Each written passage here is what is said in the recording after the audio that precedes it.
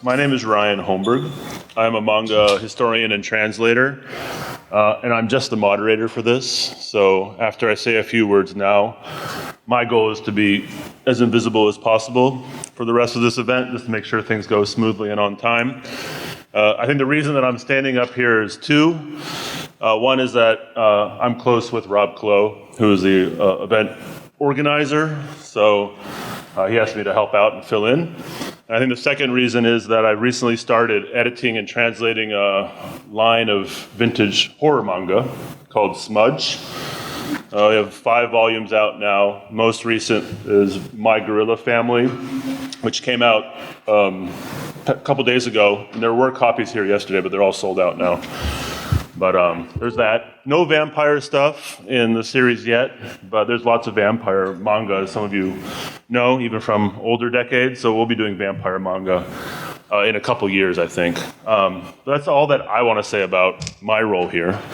But how I want to start off is I have a PowerPoint, have some slides from each of the artists' vampire work. So what we're going to do first is spend a couple minutes, and they're just going to talk about themselves, introduce themselves, and then talk a little bit about their work. And then we're going to have more of a general discussion about vampires, okay? All right. So, all right. Can y'all hear me? Okay. I sat here specifically to not go first. But my name is Gigi Murakami. I'm a horror manga artist and illustrator. I am probably best known for my work, Resenter, which is Ignatz nominated. Yeah, and thank you. Resenter is not explicitly a vampiric work, but if you think about vampiricism as a transfer of power, then I think Resenter falls pretty snugly within that definition of like a vampiric work. But yeah. You want to talk a little bit about what's maybe a synopsis of what this book is? So Resenter is about a young woman named Jackie who is murdered at her job one evening, and she wakes up in this supernatural space called the Death Zone, and she meets a woman named Rhea who introduces herself as a Ripper. And in Resenter, Rippers are sort of like the Grim Reapers of the world, but they come with additional job description. They have the ability to get revenge or vengeance for people that have been murdered, who end up in the Death Zone. So Jackie meets this woman who basically offers her an opportunity to get revenge on her murderer from beyond the grave. And yeah, the story is about Jackie's journey with vengeance as a Ripper. But the interesting thing with Rippers and like that kind of power dynamic that I was talking about with vampirism is Rippers, as they are ripping, getting vengeance with murderers, they basically rip out their souls. So that transfer of power is kind of happening there. So yeah, that's basically what Resenter is about, the synopsis roughly. Okay. Let's see. Who's next? All right. Hi, I'm Anna Tu. I'm an indie cartoonist, and this is my comic Darkroom, which I created for the Shortbox Comics Fair last year. Darkroom basically follows a vampire who is very, very old, as she is a vampire, but she is 19 because that was the age she was when she was turned into a vampire. So I really wanted to explore the power relationship between her and these 2 photographer women who she gets involved with. So the story takes place in both the 1880s in Chicago, which is like right before the World's Fair, and the 1980s in Chicago. And I chose these like 80s years because I felt like they were really important years in the development of photography. And I was really interested in the relationship between the photographers who were obsessed with trying to photograph her, but they can't because she's a vampire, and how their obsession with trying to photograph her is like directly linked to the power relationship between an artist and a muse, which is something I've always been interested in as like someone who majored in the arts and was witness to a lot of the power abuses that happen in academic art departments and also just in the art world in general. So I was really interested in that kind of tense relationship between like this very ancient entity who's also still cognitively 19, who's just consistently getting into relationships with artists who want to make her a kind of muse, and how being a muse is not like a simple status to be. But yeah, so that's what the comic is about. Oh, okay. Hi. Hello. Is it? Okay, cool, sorry. Baby's first panel, still getting used to mics. My name is Paige Hender, and my book is called The Confessional. This is a period piece. It takes place in 1920s New Orleans. I promise I did not read any of the Vampire before I wrote it. And then I read it, and I went, oh shit. And it follows the story of a young girl named Cora, who's just been turned into a vampire about a year ago. And she falls into a relationship with a Catholic priest who claims that he can help her find salvation by basically ridding the world of sinners. So, a little bit of a eugenics thing going on there, don't worry about it. And I really wanted to explore this concept of a character who should have all the power in the relationship because she's a supernatural being who could like kill him at any moment. But she has locked herself into such a submissive role, both like personally and sexually, that she can't imagine herself as the person who takes power in that relationship and like calls the shots and makes the rules. And so throughout that journey, she has a support system with her family and her friends at the vampire brothel where she lives and works. But she kind of ignores them in favor of the instant gratification of there is a man who is not only hot, but also like religiously like an authority figure to me, who I can get approval and gratification from. And so there's that push and pull of that dynamic that I really enjoyed writing, and I hope you guys will enjoy reading or have enjoyed reading. Oh, and also there's a confessional, because it's called The Confessional.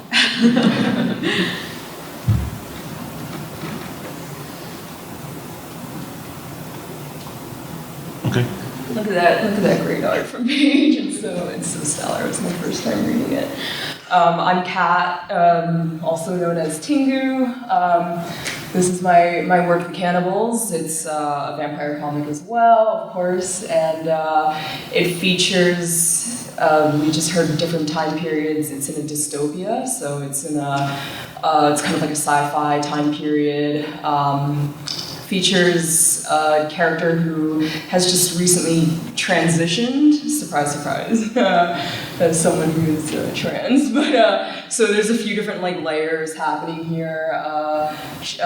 The main character's name is Olive. She's recently transitioned into a vampire, and in this world, vampires are kind of like the lowest rung of this pyramid hierarchy and social structure, and she is fawning over this like Michelin star rated butcher named Chamomile, and there's a lot of things happen. She kind of pines. There's a lot of power exchange. It's a story about abuse and violence and kind of complex relationship between two queer women. Yeah. Look, new splash art too. So I'm also releasing, this is like the third print of my book. We're now doing a large hard copy release of it with 4 new bonus comics as well, and lots of gold foil. So it's gonna be very pretty, so check it out. I'm signing after this. Shameless plug. All right. Maybe just kind of get back now a little bit of like personal history. Like what got, anyone can answer this in any order, but what got you into the subject of vampires? Were you reading vampire fiction or consuming horror fiction when you were younger, or however you want to approach this? What brought you to the topic of vampires? I can open this up. I'm Yapper.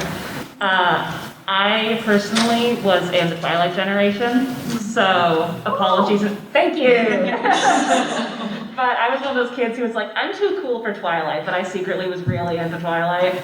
And, you know, vampires are really interesting when you're an outsider, which I think a lot of cartoonists are, because there's this image of like the lone castle on the hill and like the broody person who can never quite fit in with their peers. And I think that any monster can relate to odd children in that way. But there is also like an interesting like sexual aspect to vampires that I think specifically appeals to teenagers and young adults. Mm-hmm. That's part of why I think Twilight was so interesting and accessible to young people, was that there was this undercurrent of sexuality, but because it was so Mormon, they couldn't quite act on it. And that feels really safe when you're like a child who's trying to figure out what it is you're interested in, what it is you actually want out of a partner. It's like, oh, there's this guy who definitely wants me in a carnal way, but like, won't do it. I am safe with him, you know?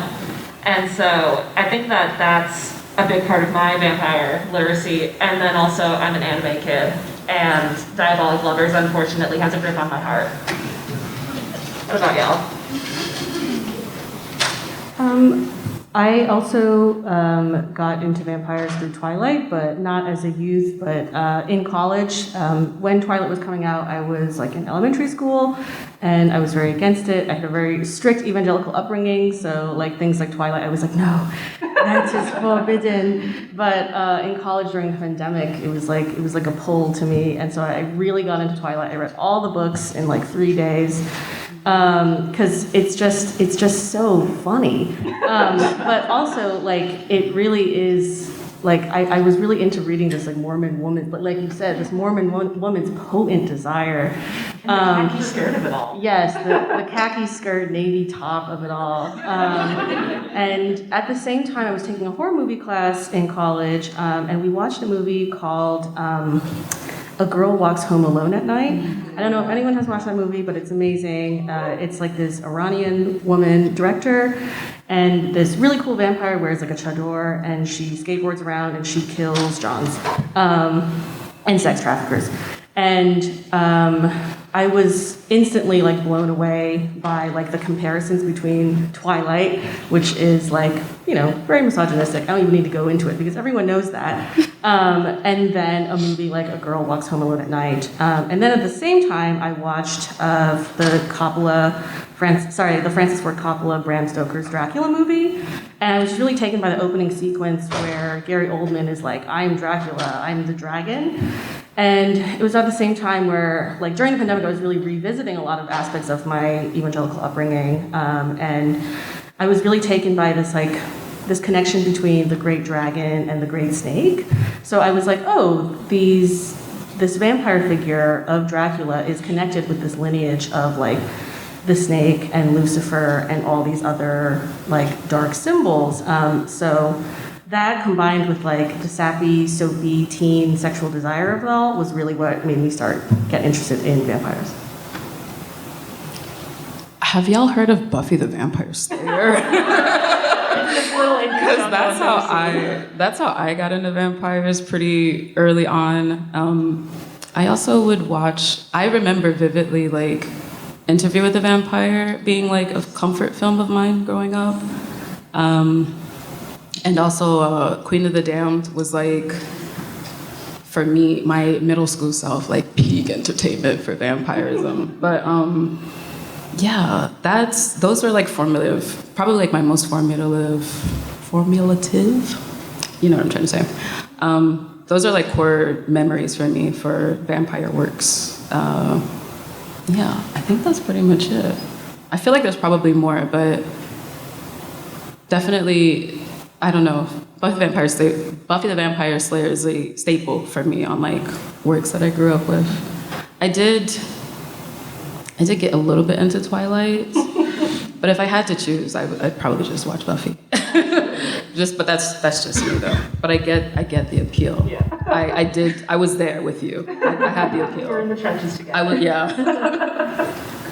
My low-key flex I'm going to share is I was really good pen pals with Stephanie Meyer, which is writing Twilight, so that's my only flex. But I also, yeah, so I grew up in the worlds that you're talking about, and then like for the Cannibals, I I just wanted to like do something different also. Like I grew up on all this content and recently I've been feeling like really jaded from vampire content because I've seen the same shit done like time and time again and same aesthetic and it's always Southern Gothic and it's always like, you know what I mean? And so I'm like, I think I'm really attracted to the visceral, corporeal kind of like the cannibalism of it all, like the way that we, again, bring it back to power exchange, the way that we consume our partners, the way that we consume our sexuality through others, like, so I think that's what kind of like I realized like, I don't know, like what kind of excited me about vampiricism again is like the body horror of it all, or like the feeling, the physicality of it maybe recently. Cool. I mean, just listening to you all talk kind of makes me think, because I haven't thought a lot deeply about like the horror genre, but I think one distinctive thing about vampires, it seems, especially hearing you guys talk, is that, you know, vampires are one of the, probably in the horror genre, that really crosses over with romance. Yeah. Right. Yeah. And it seems like the way that all of you are talking, you're kind of exploring that overlap between those two genres. Would that be right? Kind of like horror and romance? I'd say so. Or sex. Or horror sex. Yeah. Well, I mean, recently, my favorite horror film of all time that I grew up on is Suspiria. So Suspiria is, you know, it's a witch. I was gonna say, I was thinking that's a witch movie, that's not a vampire movie. So for me, it's like that's, I think witches are probably a little bit more closer to like a, not romance, but like pornography in some ways, in a lot of contexts. But I don't know, what are you all thinking about like romance? Wait, hold on. Can we elaborate on that? Because like, This is precisely what I want to start expressing to me opinions. I can kind of follow you, but I need a little bit. Can you? Because I think, because so many witch movies, the ones that I've seen anyway, they're focused on, I don't know, What kind of witch movies have you been watching? I don't want to be the spotlight in this. So let's switch back to horror. That's fair. Let's switch back to romance. You can share the list with us afterwards. Yeah. We will discuss this in therapy. Yeah. Let's get into it. Let's talk. No, this is not about witches and me. That's next year's panel. So like Paige, you had something to say about the romance. Yeah, I was just going to say that I think a big aspect of it is like the physicality. I think that a lot of it started with the Bela Lugosi Dracula adaptation, because one, Bela Lugosi is a gorgeous, gorgeous man. Like, oh my god. And there's an intimacy to the point of death being the neck. And obviously it being a bite, like, you know, love bites on the neck, hello. And sorry, let me take a real quick sip of water while I collect my thoughts. Love bites.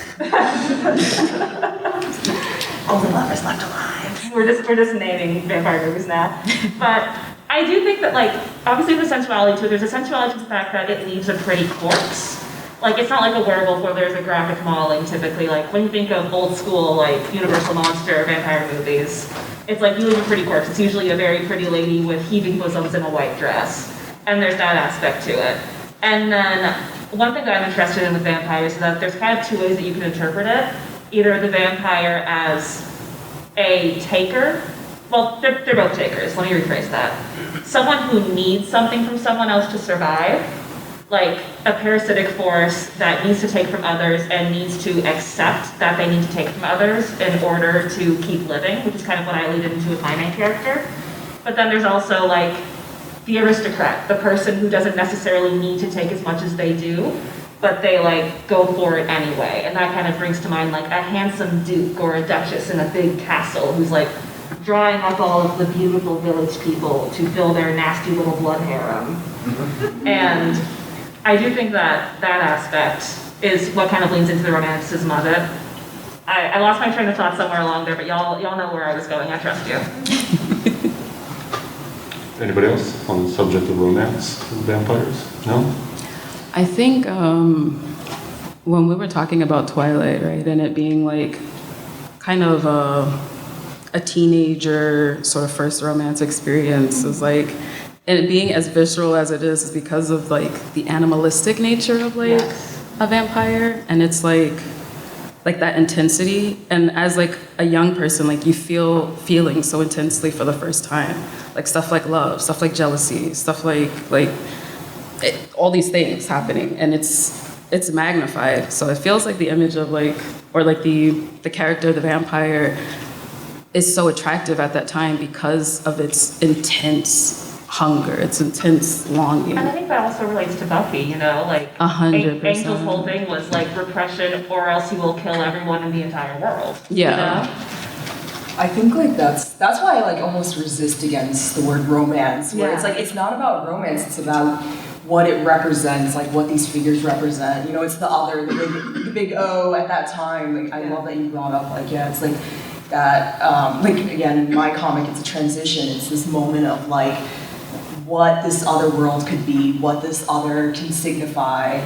I don't know, it feels like, yeah, it's more obsession, it's more like, it's more some kind of alienation, or you know what I mean? Like It's far more layered and complex than just the concept of romance. yeah. There's something very dark and like hidden within that, I right? think we can use romance as a shorthand, sort of like how like the romance genre isn't necessarily just like people falling in love, like it can be dark, it can be sexy. Yeah. So I think that if we're using romance as a shorthand to represent both romance like as a romance genre and then also like the romantic movement, I'd say that's kind of accurate because, you know, vampires deal a lot with the romantic movement. Just like pure feeling, pure obsession, pure like... Without thought even. Just like hunger, longing. Yeah. Yeah. I feel like something this one quote that really influenced me in my like concept of vampires was a quote by the director of A Girl Walks Home Alone at Night, where she said that like a vampire is so compelling because it is so many things. It's a romantic, and I really like how she used the word romantic instead of a lover. So the vampire is a romantic, a serial killer, and a drug addict. Yeah. And so it really shows like, yeah, the vampire is like a parasitic creature that like fully relies upon the human race to survive. And then one thing that I felt like I was adding to that like list of like what a vampire is like a vampire is also an animal. And I really like stories that try to dance along this line of like when a vampire is acting humanistically and when it's acting animalistically.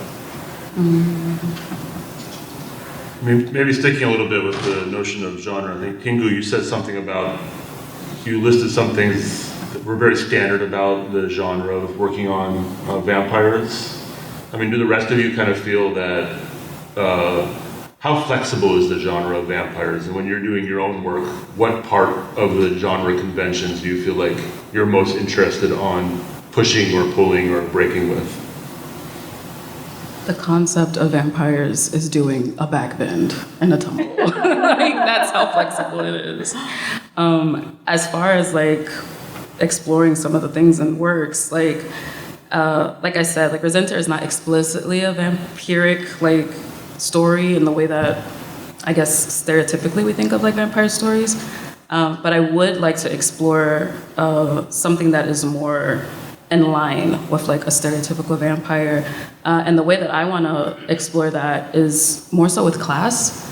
Because like as somebody who grew up watching a lot of, well, not a lot of, but watching Interview with the Vampire over and over and over and over again, I saw so much like back and forth about class in that movie.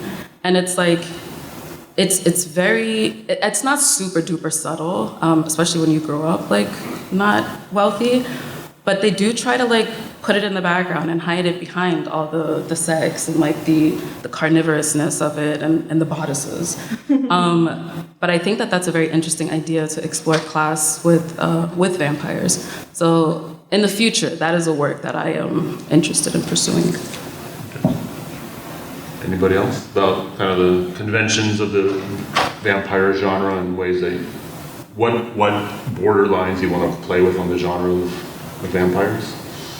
I mean, I do think that vampire media can be just about anything. Like, I was growing up in the Monster High generation. Like, Dracula represent. But, you know, a vampire can mean a lot of things to a lot of people. Like, for example, like Kat using it as a metaphor for transition, and Gigi using it as a metaphor for like passing on almost, and like power. As a metaphor for like how you take back your power almost. And then you're using it as a metaphor for like an abusive relationship. And you know, you can take it in all sorts of different directions. What I find really interesting is how almost always the vampire is in competition with a normie, for lack of a better word, you know?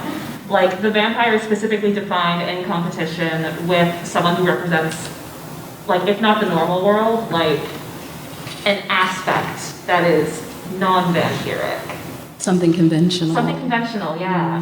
And I find that really interesting. I think that would be something really fun to play with. And I feel like kids media does that more than adult media, because with adult media it's more like vampires are here, matter of fact, bosoms. Bodice. Yeah. Like one of my favorite pieces of vampire media is Only Lovers Left Alive. And that is just like vampires are the main characters, vampires are a fact of life, like we're just watching them go through their days. And then you have something like my other favorite piece of vampire media, Midnight Mass, which is right? So good. It's so good. Underrated. Surprising no one, the girl who likes priests really liked Midnight Mass. The former Catholic likes Midnight Mass also. So good. It's so good. But I thought that was the best one that got vampires as a horror aspect, because it was almost like a virus seeping into the community and like infecting the typical, the normal. And that's something that I would like to play with in future vampire work that I think is really interesting, and bringing it more into the adult sphere, because a lot of times vampires can just be a fish out of water character. But I think there's some real good horror and some real good drama to be played with there. It'd be fun. I agree. I think so far we've mainly talked about like thematic and content issues. Haven't talked too much about visuals yet in your comics. I think Anna, you mentioned that. See, also in the way that you were talking, you were had a lot of knowledge. You were very conscious about 19th century and media changes in the 19th century. I mean, in what ways is that? What ways has your visuals been shaped by, I guess, period or genre conventions, but also for the rest of you? I don't know. Is there a way maybe to talk about like vampirical visuals, like when you're trying to represent vampirism? Is there what about visuals do you think you want to focus on? Visuals in your work is kind of the thing. With the question that you asked before about like genre and if genre sometimes feels limiting, the first thing I thought of was kind of like how I think that the vampire genre is limitless, but the vampire aesthetics can be sometimes the thing that is hard to escape from, because like one, you can never get away from the color red. You have to use the color red. You have to use black, and then there's usually ruffles of some sort. And I'm trying to think of that one like triple Venn diagram of like pirate, vampire. Right. And it's like. Also, someone said earlier about like, oh, there's just so much Southern Gothic aesthetics with vampire media. So I think there is sometimes a struggle to get away from it because there is such like distinct iconography. But one thing I really enjoyed is that like sometimes you can't get away from certain things, so you should just keep on chugging along with something. So, for example, with my comic, in the two different time periods, the time period set in the 1880s is all like sepia toned because the photography done then were daguerreotypes or tintypes. And then all the scenes taking place in the 80s are like a cold steel blue, because I feel like the 80s are very much that color. Well, there's many other colors for the 80s, but that was the one I chose, looking at a lot of like vintage Mugler and vintage Yves Saint Laurent photography of the time. But the thing that I kept consistent throughout both of those time periods was like the color red, because I like that the color red is such a distinct iconography with vampire media, and I'm not trying to run away from that one. And also, can I just say your paneling was so good? Yeah. Like, I don't think that we have it in the PowerPoint, but there are a few repeating double-page spreads that are framed by smaller panels of the photographs, and at a really climactic moment, she shifts that in a really interesting way, and it was really sick. Yeah. Thank you. Yeah. And so since I'm already yapping, I guess I'll talk about my vampire style. We were talking about Southern Gothic earlier. I grew up in Louisiana. It's kind of hard to escape from. Hey, Anna. Hi, Anna. It's really hard to get away from, vampirism in Louisiana being Southern Gothic, being reliant on class, being reliant on race, being reliant on the nature of the South in general. And I blame Anne Rice, and I blame her son, Stan Rice. But, I find that I chose specifically the 1920s, partly because I was doing a lot of Lackadaisy fan art at the time, shout out Lackadaisy Cats, and I just find the style of it really compelling. But then as I went on, I was like, this transition from Art Nouveau into Art Deco is really interesting, because you can get the juxtaposition of the harsh lines of Art Deco kind of representing the harsh, sharp vampire, and then the sweeping, more elegant lines representing the beauty of it, the part of this book takes place in a brothel, so the intimate, sensuality of that. And so I started playing with that a lot. And then also leaning into vampire as animal, like you said earlier, playing with nature settings, in this scene, we're in the swamp, there's Spanish moss, there's a lot of trees. I've got a panel that I really love that has a heron flying overhead. And another aspect in that way is that she gets a magical girl transformation scene, and she turns into a vampire form. And I like leaning into more fantasy aesthetics that, excuse me, I lost my train of thought. The interplay between fantasy and horror is really interesting to me, and I think that vampires are a really good representation of that. And so, kind of playing with these beautiful images to tell a less than beautiful story is really compelling to me, and I think that a lot of vampire media captures that really well. Okay. Oh, yeah, I was gonna say, I guess for me, again, Resenter not being a traditional sort of vampire thing, for my main character, Jackie, the design for her costume, her character design, I actually took from several places, but one of those places being Vampire Hunter D. So and again, Buffy the Vampire Slayer, I am a Spike girly. I'm Team Spike. So that a lot of time, kind of the energy that happens with Jackie and the Rippers is that they kind of, they're kind of like detectives, but they also have this broodingness of a vampire, right? Of a kind of a Spike that lurks behind the tree and is watching you as you're doing whatever. So I think I did take a lot of inspiration from that specific sort of visual motif of vampires, but more of the modern vampire as opposed to more of the classical sort of aristocratic vampire. Yeah. My influences for that definitely came from something a little more dynamic with Vampire Hunter D, but also more modernistic, leather. But that also informs that's also coming from the stuff that I was watching, Queen of the Damned by the Vampire Slayer. So. Were you a Lost Boys kid? So I grew up in a Jehovah's Witness house. 3 sects, Catholic, Jehovah's Witness, Christian. Lost Boys is a little ahead of me. Yeah. I didn't get a chance. Fair enough. Nobody had it.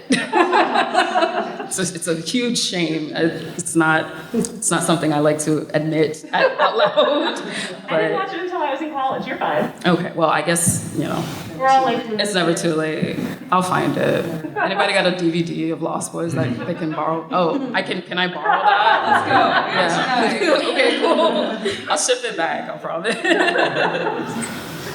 For me, it's look, again, Anne Rice fan, grew up on all the, I was just feeling so jaded from what I've been seeing. Like, I'm so sick of seeing fucking white people like having sex. Like, let me see Asians, let me see people of color having sex. Like, let me see something different. So again, I went like dystopia. I went in the future. I went in a world where there's underclass people and like trying to have interracial relationships. I took a lot of inspiration from different parts of Taiwan that I grew up in. I took inspiration from different parts of Japan I lived in as well. And then really combine that with parts of New York as well and San Francisco. So I feel like I kind of combine different aesthetics and different time periods as well, but it is very dystopic. So there's like Peloton shout outs also. Like she loves her Peloton and her Gucci and her like juicy couture. So I feel like it's very, it's like a mix of cultural inspiration, but again, I feel like I wanted to go like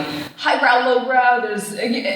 I feel like vampires have such a specific aesthetic and such a clout, and again, I'm so tired of seeing the ruffles and the fanciness and the the classism. Like, let's go to Holiday Inn. She does her business in Holiday Inn. Like, I just You were bold too, because you did put the logo on the table. I did see that. I was like, yeah, like, oh, okay. I feel like it makes things real. It makes things feel like, again, I want to kick against this image of vampires being so again like so classy. Like, I just want. They feel very fragile in a way that's like just untrue, but it's like pristine, like porcelain doll that like, yeah, like even like the description of like vampires sometimes being like very pale and like fair, and there's like a pristineness that like an untouchability. An untouchability, yeah. Yeah. So I'm so sick of that. So anyway, my comic. I kind of kicked against that a little bit in terms of the visual aesthetic. Like, I wanted to see something a little different. Yeah, and I think especially your use of like collage and mixed media kind of speaks to that. Like, you used real photos in a really interesting way, and I really loved all of your notes at the end about the different like places you'd lived and how that inspired everything. That was really cool. Yeah, I agree. I was gonna say like, even though you're moving away from the traditional image of like how we see vampires, like the dystopianness, there's still like an oppressiveness that comes with vampire work. And I especially liked the Hong Kong apartments that you, like the notes that you put in with that. I was like, oh, that's cool. That's really cool. Yeah. That was sick. Vampire Hunter D came up. Is Japanese media treatment of vampires specifically or general an influence on many of you? I don't know Gigi Murakami. What do you think?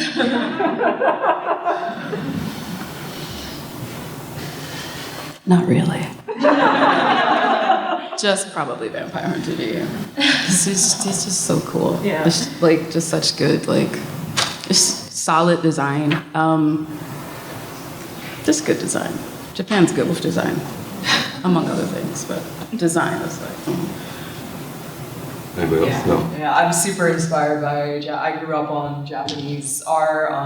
Ryan Holmberg, shout out. Like, he was a pioneer in the industry. Like, Gekiga comics. Like, I love avant-garde Japanese comics, and Agreed. industry legend right next to us. So I think, it's a huge influence on me. I think as well, I got into like American comics a little bit later. I like Spider-Man, I like, you know what I mean? I like some stuff, but Chris Ware in like middle school was like a big influence. Oh no, I know. I'm gonna get canceled for that one now these days. Like, no Chris Ware anymore. But I really liked like those guys. I liked Adrian Tomine. Like, I really liked like alt comics around high school, but I'm a Japanese, Chinese, and some Taiwanese artists too. Like, really influenced my aesthetic and design. Out of curiosity, is vampires a big genre in China and Taiwan? Yeah, because there's like there's like a type of vampire that's like Oh, the hopping guy? the hopping. Yeah, I love it. Kyonshin. You nailed it. Yeah. But then again, I wasn't like into that either. Like, I feel like I wasn't into that type of vampire. Like, it wasn't as, there was less of the sexuality that really drew me to vampires and Western culture. So. The undead aspect is a little bit stronger with that stuff. Yeah, and I wasn't into zombies either. Like, he's more of a zombie guy than a vampire guy. You know what I mean? It's crazy how tight the connection is between zombies and vampires too. Yeah. It feels like if we're gonna, I'm gonna bring it back to class, but if we're gonna talk about a class kind of comparison, vampires are almost like the wealthier kind of cannibalistic thing going on, whereas zombies are like the redneck of it. The massive, Yeah. the plebeian, Yeah, like brute the underbelly. Yeah. Going back to the Southern Gothic of it all for just a second, And they both take place in the South. Sorry. yeah, Usually. yeah, no, exactly, because I think that some of the earliest zombie myths came from hoodoo and voodoo practitioners in Haiti and Louisiana, Yes. where it stems from a fear that even in death you are controlled by a master. And so I think that that's a big aspect of it as well. It's almost like the vampire is the zombie without a master. And because vampires are so rooted in the Southern Gothic now, they have that really interesting, like, codependent relationship where they kind of, the stories sing with each other. That's true. Also that there's always a character who wants to become a vampire, but there's never a character who's dying to become a zombie. Yeah. War bodies. It's definitely a class thing. I really feel like it's like that. Yeah. Yeah. For sure. Oh, get ready for my latest work. Come on. Well, I mean, I'm planning, but I've been planning. Still didn't execute yet. Do you want to say a word about that? No, this is as far as it's gotten. It is a consistent thought of I really want to make, a Southern Gothic, but like vampire's tale with like class being a core theme of it. Yeah. I mean, you guys know as much as I know right now. Like we're working on it right now together. This conversation. Well, I mean, I think it's a good segue. We have about 15 minutes left. I feel like probably a lot of people in the crowd have a lot of ideas or questions about vampires. So I think they're bringing a microphone from the back. So People line up on it. oh, you don't line up? Okay. So line up the microphone, please.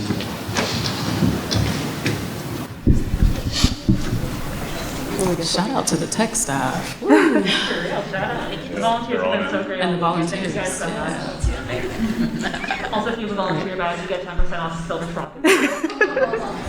All right. Once more? So I think we've, throughout the panel, we've kind of been orbiting my question that I kind of wrote at the very beginning. So I just kind of want to be more specific. But traditionally, vampires are kind of viewed as that upper class, parasitic type of thing. Like Dracula, for example, is the worst landlord on the planet, as Bram Stoker wrote him. So as you were going through your personal work, I was really interested in the fact that you guys often cast vampires as the opposite, kind of as the party that's being preyed upon in that dynamic. So I kind of wanted to ask why you guys chose to go with vampires to illustrate the themes that you wanted to go through versus zombies like you were just talking about and ghosts also, because zombies and ghosts often represent that kind of lower class exploited position. So yeah. I think for me it was an aesthetic thing. I mean, that's fair. They do have the better aesthetics. That's pretty big. Yeah, there is something really compelling about the vampire in that it is monstrous but also beautiful. Yeah. That's my super intelligent answer. Up here. That's a really, really great question, and I don't really know what the answer is. So I will be thinking about your question. I feel like it's probably because I was really drawn to how powerful vampires could be. So the idea of putting a vampire in an abusive relationship where pretty much anyone can enter an abusive relationship, no matter how much therapy you've had, how much self-worth you think you've been brought up with, it can happen, and it can take you to a very low point. So I think that's the answer that I have for now. Yeah, I think that's the connecting line between almost all of our comics. I guess that is the abusive relationships. There's some sort of power dynamic. Yeah, it's definitely, it's the abuse. So I think that's, And on top of that, I think maybe we're all kind of pseudo jaded from I don't know, I shouldn't speak for this, but like of seeing the vampire as the person on top and the classic kind of dynamic. I think it may be an aesthetic choices too, just seeing the vampire as like the one preyed upon in that abusive relationship and being able to then create that like narrative shift where the vampire has some kind of like redemption in some way or power shifted back to them. Makes it easier for as the writer as well. Great, T, thank you. Thank you. Great question. Good question. So on theme with the abuse part, opinions, hot takes, etc. on our most recent drops of Sinners or AMC's Interview. What's AMC's Interview? AMC recently did Interview with the Vampire as a series. It's Yes, so yes, good. That's so good. Yes. So, full disclosure, I'm behind on the times and I still haven't seen Sinners. I know! Everything I see from it looks so good, but I work at a coffee shop for minimum wage and I'm trying to make a living. And I've only seen the first season of AMC's Interview, but I feel like that's, from what I understand, that's where you get a lot of the groundwork for the Louis Lestat relationship, and I thought it was handled really interestingly, and that it's, obviously it is a vampire story, but it's more of an interpersonal story that I find really interesting, that just happens to have, like, blood and guts. I couldn't get through it. I thought it was kind of kitsch. Get through AMC's Interview. I'm so sorry. But Sinners is the best movie ever. It inspired me to re-love the AMC or the other AMC, like the movie-going experience. You know what I mean? Like I thought it was so. The other end. I went to like a big block because it's one of those movies that you got to sit in the recliner and watch on the big screen. God, it's with popcorn. Yeah, it's like it is so profoundly moving. I was sobbing from start to finish. I brought like a literal box of Kleenexes. It was profound. I watched it back to back. It was so good. My hot take on Sinners, I would have let Remick live and kill the racist at the end, and then I would have killed him. I would have danced in the jig, though. It's not a hot take, but Sinners 10 out of 10. If it doesn't sweep the Oscars, then, you know. But also, I've only seen the first season of Interview with a Vampire, but I loved it. It was great. I'm so excited to see more. Agreed. I promise I'll watch Sinners. I'm gonna hold you to that. Thank you. So guys, first thing I just want to say before I ask my question is the fact that usually you'll go to a panel and the other panelists will be familiar with each other, but not like super familiar with each other's works. And the fact that it seems like all of you have like engaged with each other's works and are like almost sitting like on a panel with someone that you're like, I am so in awe of this person that I'm sharing a panel with is just really fun to see. So just thanks for that. And then the second thing is the fact that, as we kind of discussed over the course of like the panel, that there's already a power exchange with vampires, but most of your works also add kind of a secondary power exchange on top of it. And I was kind of curious why you decided to, instead of just using like the power exchange of vampires as a metaphor for whatever you wanted to talk about, you usually added that other power exchange on top of it. Drama, baby. Money. Comic money. It's all about that drama. Blood sucking and consumption enhances the metaphor. Yeah. I think that it's not so much they're two separate things, but that they play into each other. Yeah, I feel like I wanted to do it because I wanted to make this relationship even more toxic. We don't have a ton of time left, but I want to get through as many questions as possible. So, Lightning Rapid round. fire. all right. So almost all of you have mentioned your religious upbringing at least once in the panel, and I'm so curious about how the power structures that you've created in your stories were influenced by how you were brought up. Paige, specifically in your story, you have like the cross burns your main character and she refuses to take it off. In Twilight, infamously, the entire thing is extremely Mormon and is like entangled in the doctrine. And so there are like the traditional Catholic vampire like influences happening, but with the way that you were brought up, regardless of how you were, whether or not like you still believe in what you were brought up in, how would you say that your like brought up belief has influenced the stories and the power structures that you put into your stories?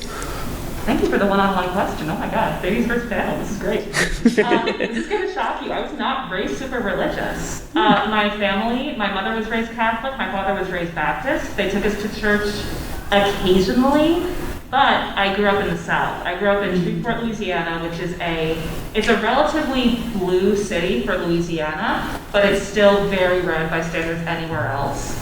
And part of that is that it's very, very, very religious. So even though I didn't have that religious stuff coming from home, it was all around me everywhere else. And as a foreigner, as a Canadian child living in Louisiana with like no connection to anyone around me, it was like, oh, if I kind of latch onto religion a little bit, and then I was fully Baptist for a year, wouldn't recommend, maybe that'll help me get some sort of acceptance. But really all it does is reinforce existing divisions in a way that really, I don't want to say scarred me for life, because that's dramatic, but it did scar me for life, you know?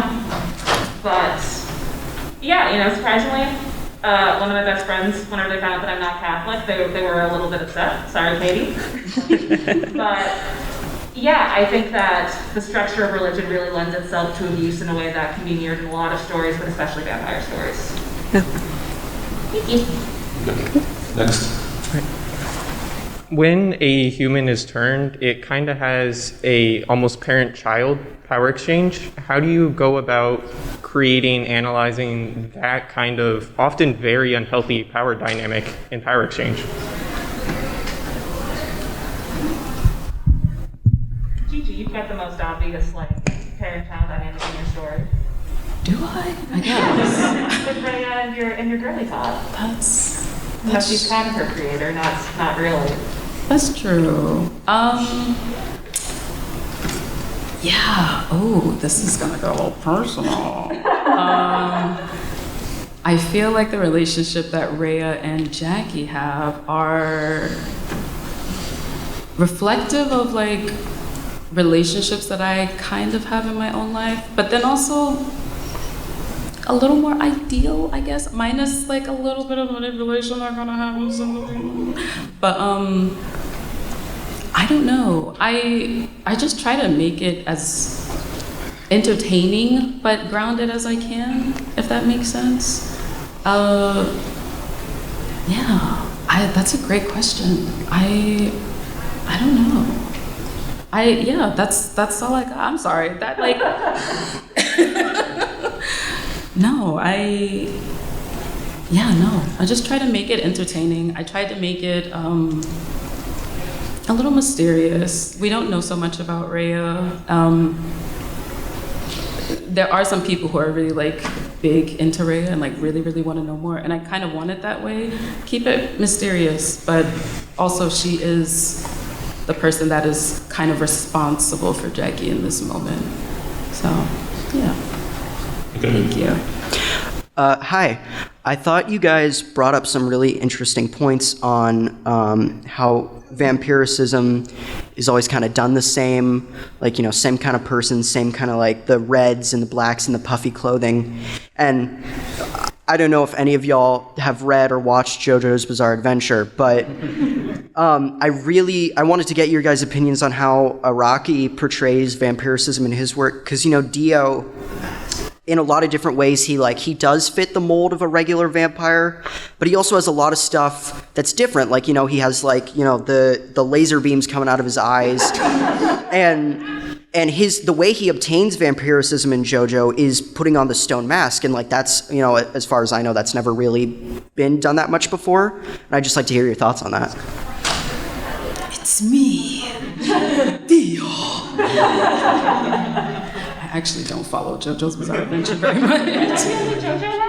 You might be. So many people think that I am. They think that, and I That's a compliment, because I do actually, I like the JoJo community. Yeah. But I've only seen the first season of the anime. Yeah, I'm gonna give a short answer to this just because we're a little short on time, but the number one interesting thing about Dio to me, and the Stone Mask specifically, is that it makes vampirism a personal choice. Like, it could be forced upon you, but I think that every character who encounters it makes the active choice whether or not to put it on. So it's interesting that you are choosing to both empower and curse yourself at the same time. I think that Araki did something really interesting there, and I wish that that was the story.